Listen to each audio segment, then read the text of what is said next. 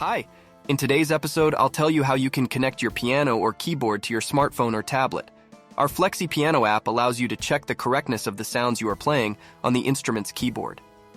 To do this, you need a connection between your phone and the instrument to transmit a MIDI signal. In a previous episode, I showed you how to connect your piano via Bluetooth MIDI, but your piano must support this type of connection. If your instrument doesn't have Bluetooth MIDI functionality, then you'll need to use cables. Note: this video shows general ways to connect devices such as a phone or tablet to an instrument, such as a piano or keyboard. If you have problems connecting your equipment, you need to look for information in the manual of your devices, or look for dedicated guides for the models of devices you own. Check first what sockets are on your instrument. In the past, MIDI sockets were used, which had 5 pins. Nowadays, a USB Type-B socket is used. This port can be labeled as USB, USB to host, or USB computer. It's possible that there are other variations of this label. Now I'm going to show you the sockets mounted on Android phones and tablets because for the moment, our application is exclusively for devices with this system. In phones or tablets, we can find 2 types of ports: micro USB or USB Type-C.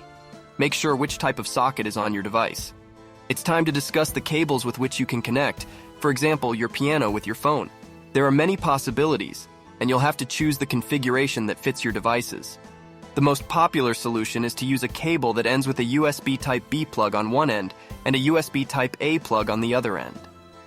In order to connect the USB Type-A plug to your phone or tablet, you'll need a suitable adapter to plug into a micro USB or USB Type-C socket. So we connect the USB Type-B plug to the piano, and USB Type-A connects to the adapter. On the other side of the adapter, we have a USB Type-C plug, which fits my phone. If your phone has a micro USB, then you must have an adapter with such a plug. There are also smaller adapters available on the market, so you can use them. This will reduce the length of the cables. If you have an older instrument without a USB Type-B port, then we replace the USB Type-B and USB Type-A cable with a MIDI cable, which is also called a MIDI interface. Further connection with the phone is unchanged. Another second option for connecting our device with the instrument is to use a cable that has the appropriate ends right away. In my case, it will be USB Type-B and USB Type-C at the other end. I prefer this solution because I avoid using additional adapters. I insert the plug from the USB Type-B into the instrument socket, and the USB Type-C plug I insert into the socket on the phone. The third option is to use an adapter from USB Type-B to USB Type-C. I then use from a cable that has USB Type-C on both ends. You insert the adapter from USB Type-B to USB Type-C into a port on the instrument and connect the cable with 2 USB Type-C plugs to the adapter and to the phone. When you connect the piano to your phone, you may see a box at the bottom with the option to choose the type of connection. In this situation, we choose MIDI connection. After launching the Flexi Piano app, we check if we have Android MIDI selected in the Settings tab. If not, we need to check it, and then turn the app off and on for the settings to reset. After selecting any song, we should already see key highlighting responding to our piano keyboard presses. However, my phone, after connecting the cables, did not show any window that would allow me to select such an option.